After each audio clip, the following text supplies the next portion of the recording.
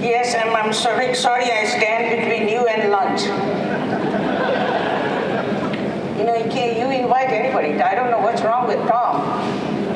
They let anybody in here in Indiana. I thought you were more discerning. Thank you for having me. And it's interesting that this session is named Enough.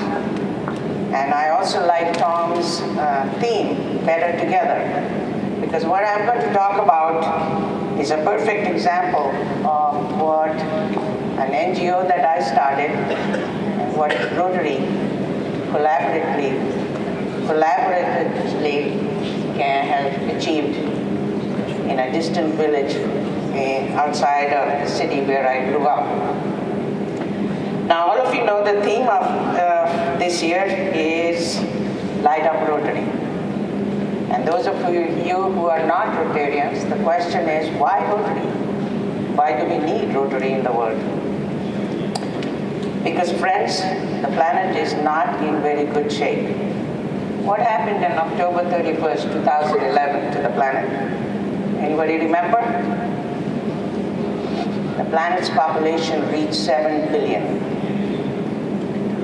Of that 7 billion, currently, almost 3.2 billion people are living on less than $2 a day. Such statistics has never happened before on this planet.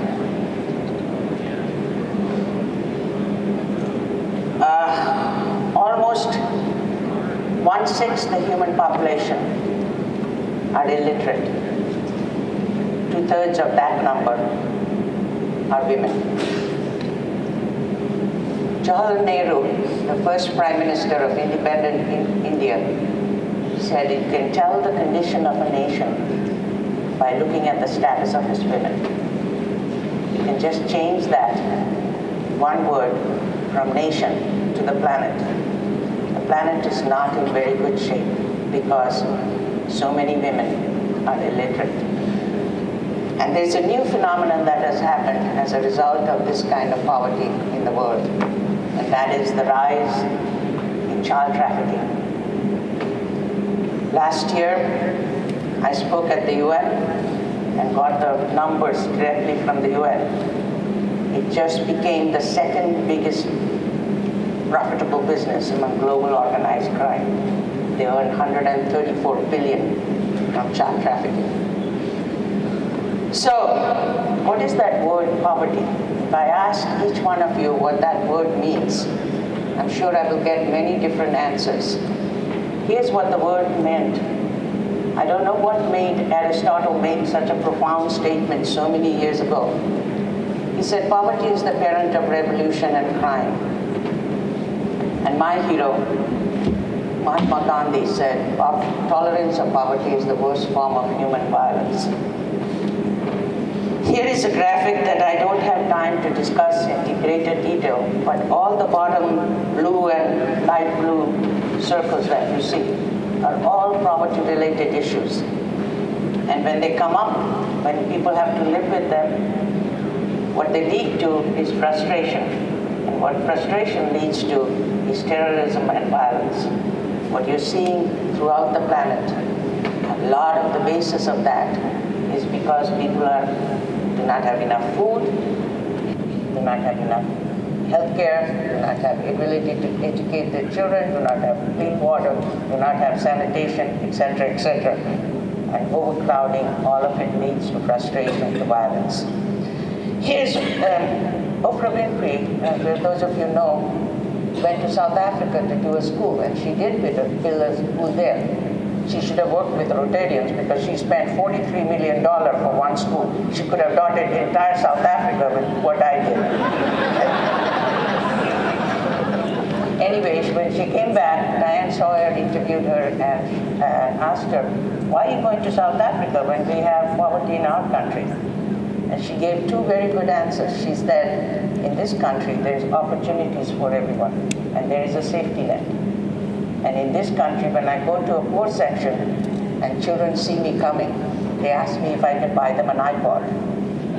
Whereas in South Africa, the girls asked me if I could give them an education. Which one would you do, Diane? Those were very good answers. So is there poverty in our country? Yes. Is it the same as in Africa? The answer is obviously not. Here is a family in West Virginia, which, by the way, you will see I've been requested to do a base center in West Virginia, living in their car, and here is a gentleman from Bangladesh. There's big discrepancy.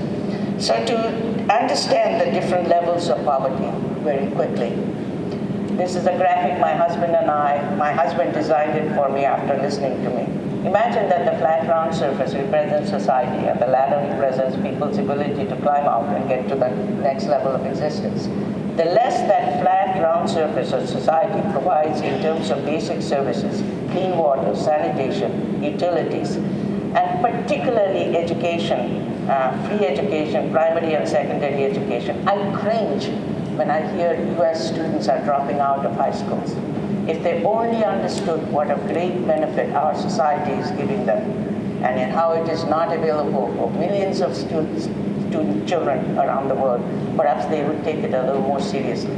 Without those services, people are not able to come to the even first step of the ladder, let alone climb it. Notice that the ladder is not only narrower, many more steps to climb, meaning without those services, you cannot climb out of the level that you're born in. So, what kind of poverty we have in the United States is we call relative poverty. Here, our federal government defines our poverty level as a family of four living on $60 a day. All the services are provided by anywhere you can go. You can pick up a glass of water and it will be safe. It's not available in many parts of the world. The only thing common among these three levels of poverty is that they get limited access to bank loans. That is about the common feature between that and the other levels. So where do you get this kind of poverty? Mostly in Africa, in the United States, Canada, Australia, and other developed countries. But even with our poverty, our relative level of poverty, here is a long food line, which many of the other speakers talked about. And look at the number that were hungry last year, or 2 years ago. This many people went to bed in our country, in the developed country, most richest country in the world. That many people are going to bed hungry. That should not be. Moderate poverty is what you get mostly in Central and South America. Here, families are earning $3 to $5 a day. Mexico is a brilliant example of it. You know that Mexico does provide primary and secondary education free, but they do not provide school supplies, school uniforms, and books and other things. So for all practical purposes, their children don't go to school either. Instead, they go to work to augment the family's income. And where do you find them? Mostly in Central and South America, and they, of course, do not qualify for bank loans. This is the one that is of tremendous concern to me and should be to all of us, because without getting rid of this level of poverty, we are not going to have a safe planet. Who are these people? They are living on less than $1 to $2 a day. 1 billion people around the world go to bed hungry each day. 16,000 children dying each day from hunger-related issues. 2.8 billion people have no access to health care. If the parent is that sick, there is no way they can take care of sick children. Many of them, most of them are sick from preventable diseases because they're drinking clean water and they have no access to sanitation, which is one of the reasons that we as Rotarians have had this much difficulty eradicating polio, because many places where polio exists, polio is I'm a medical microbiologist, so I'm going to be gross. It's a mouth to anus disease. So if you don't have clean access to clean water and sanitation, you're going to have a very difficult time getting rid of a preventable disease like polio, which is the reason it has taken us this long.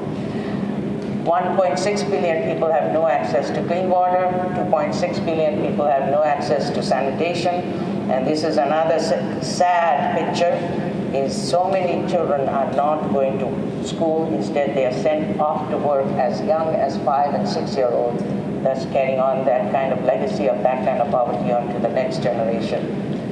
2.5 billion children annually are child laborers. This is another new phenomenon, fairly new phenomenon in the world.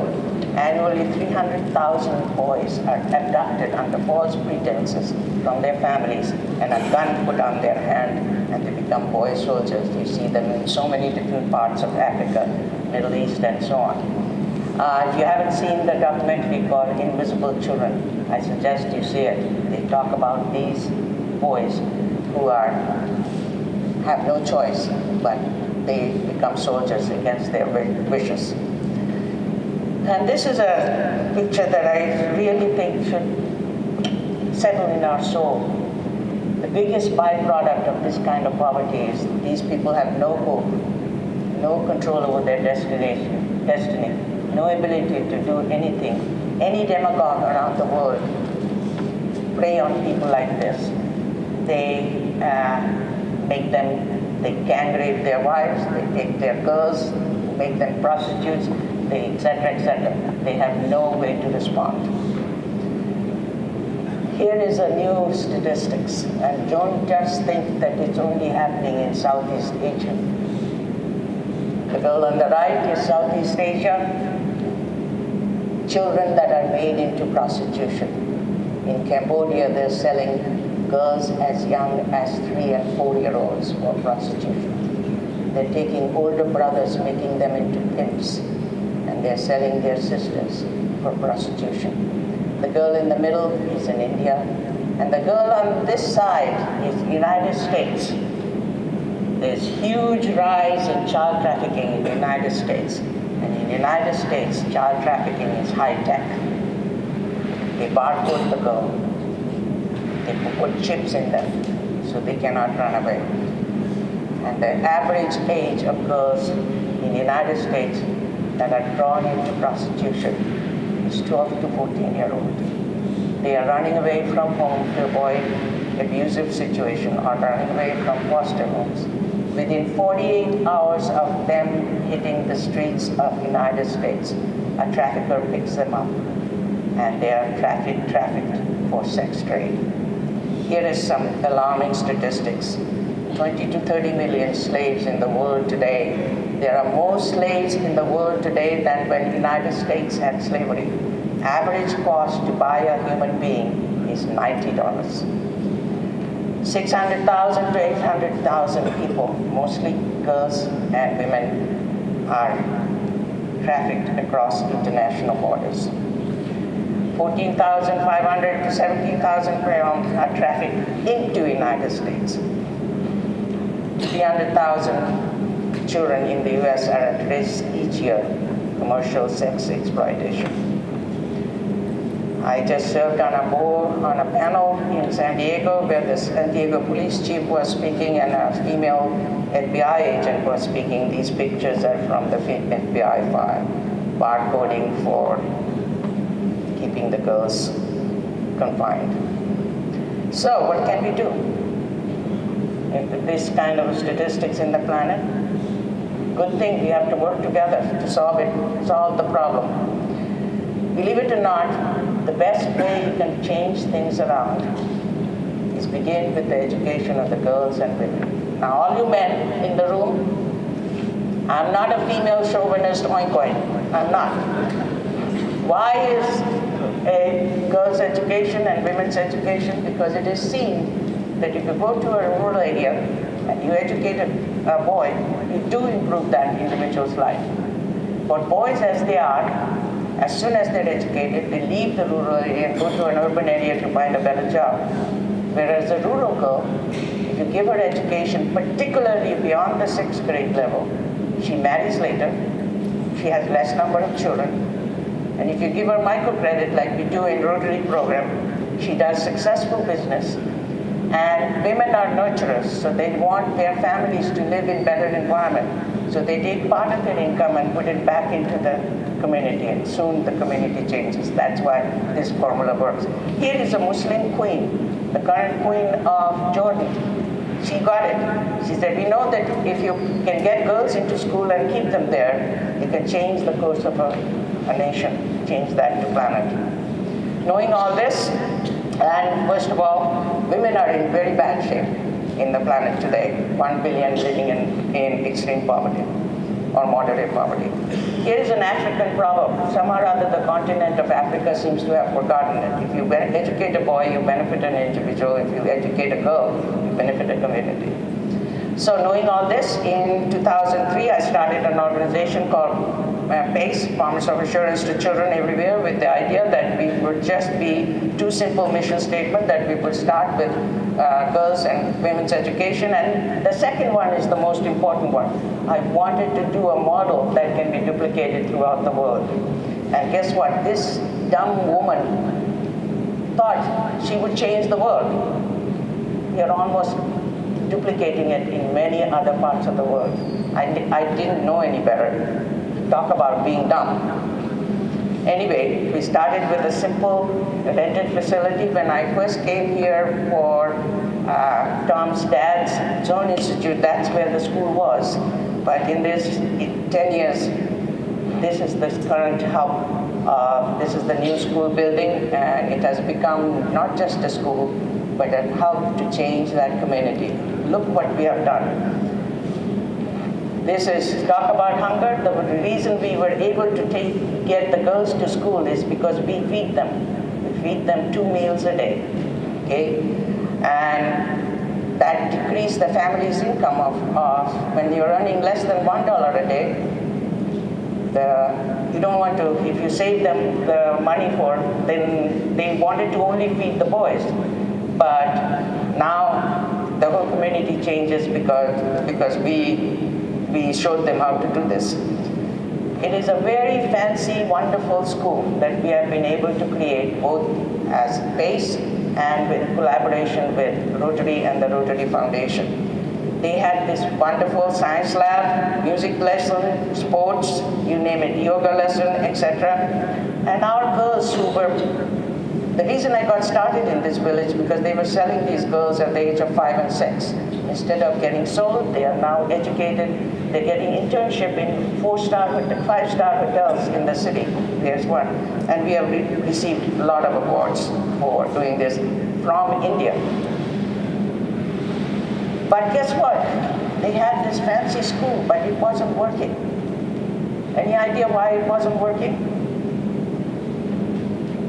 Because the school was an oasis.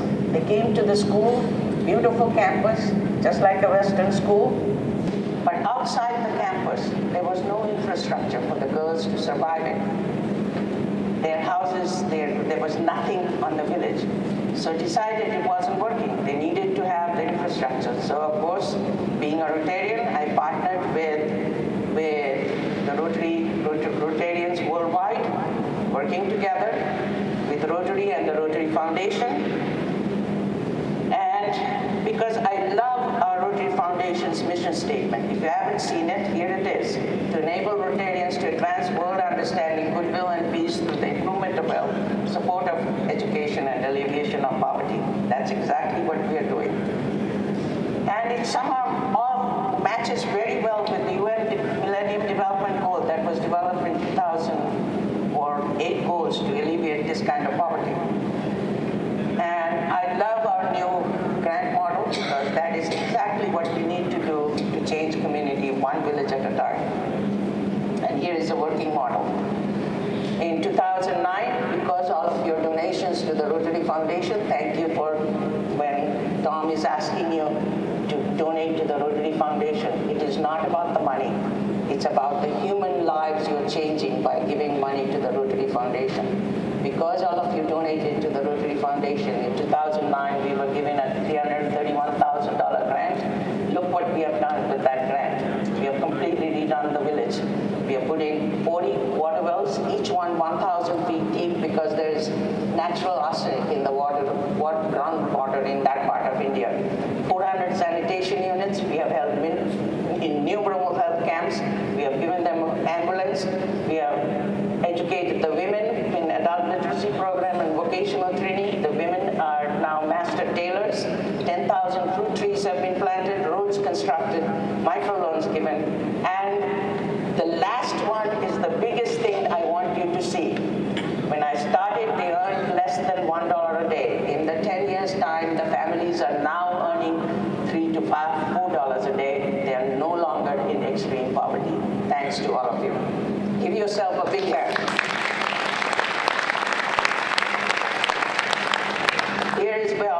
the 6 areas of focus being implemented in that facility.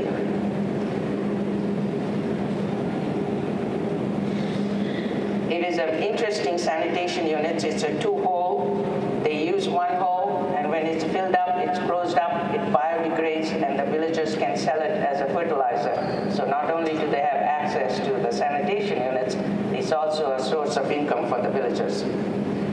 And Australian Rotarians came in and they said, Deepa, you're building this fancy school. What are you going to do with the waste that you generate? I said, I don't know. There was no sewage treatment system. So they came in. Australia is ahead of the United States in environmental issues. So they came in and they put in this self-contained sewage treatment plant on the campus.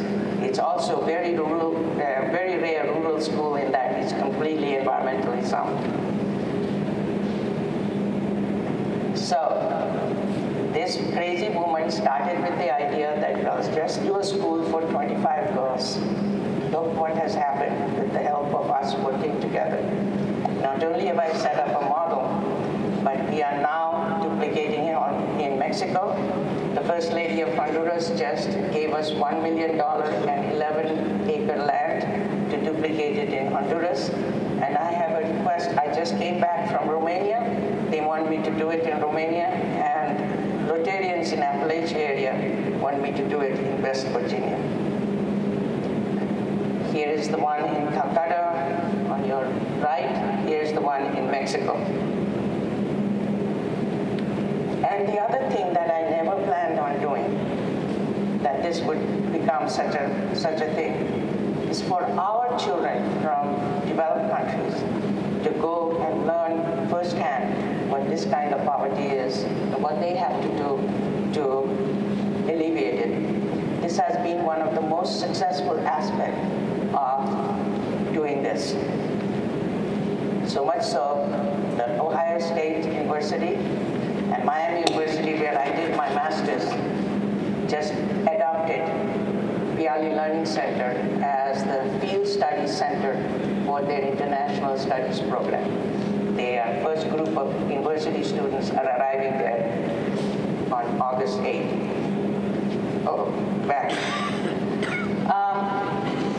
One of the things that, as a Rotarian, when somebody tells you, well, Rotarians just want to come and eat their food and go home and meet with their friends. Many of them become forkers and knives. They're just Rotarian in name only. The biggest way you can turn on a Rotarian to becoming a true Rotarian is to create for them aha moment. When they turn from a lunch eating, just coming to the meeting, and they become true Rotarian.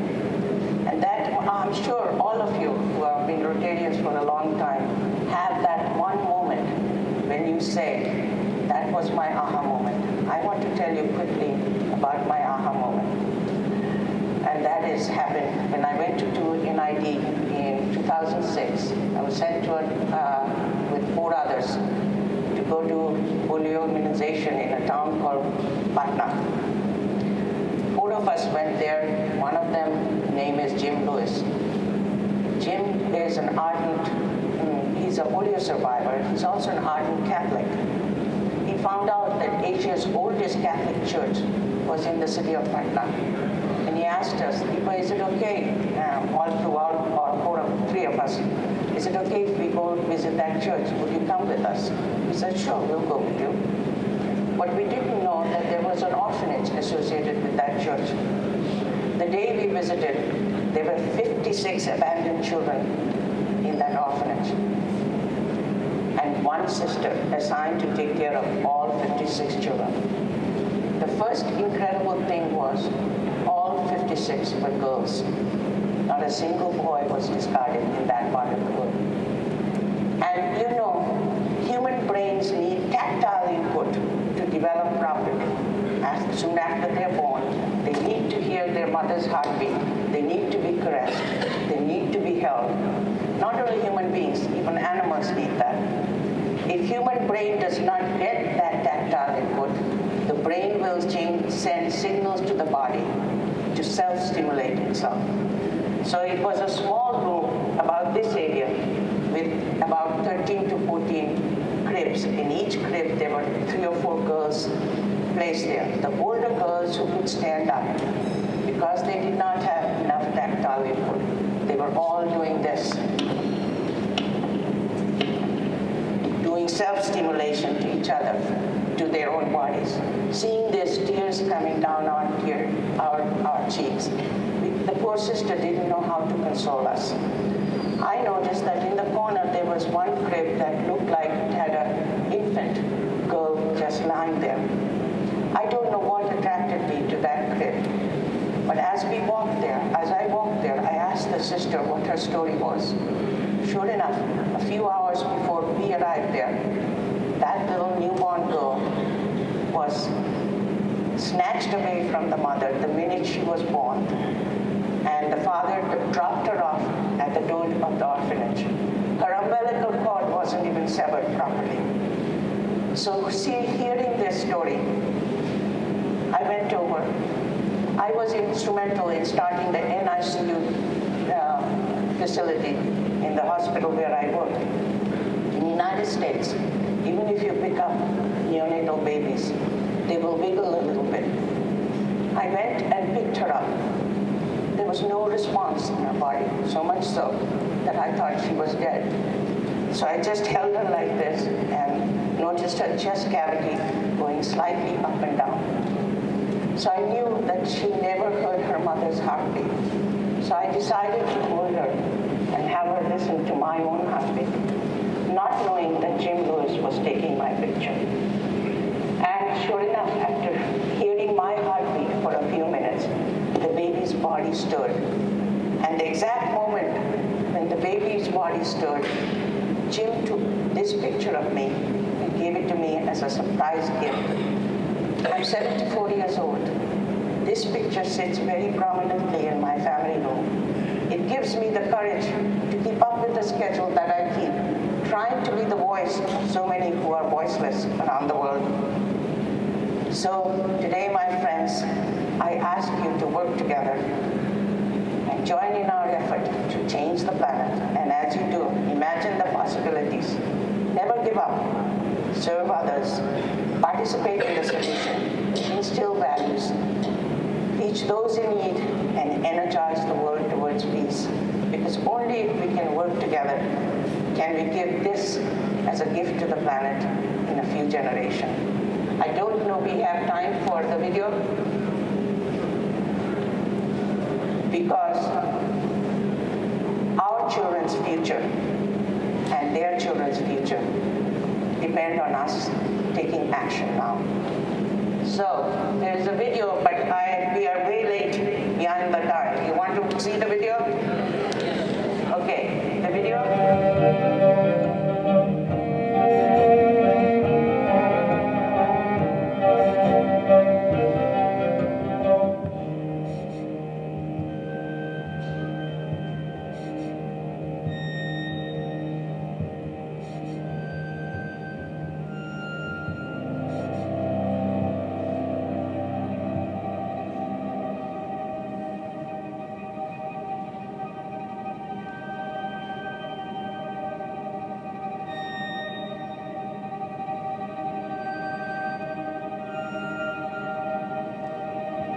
Thank you for listening, and namaste.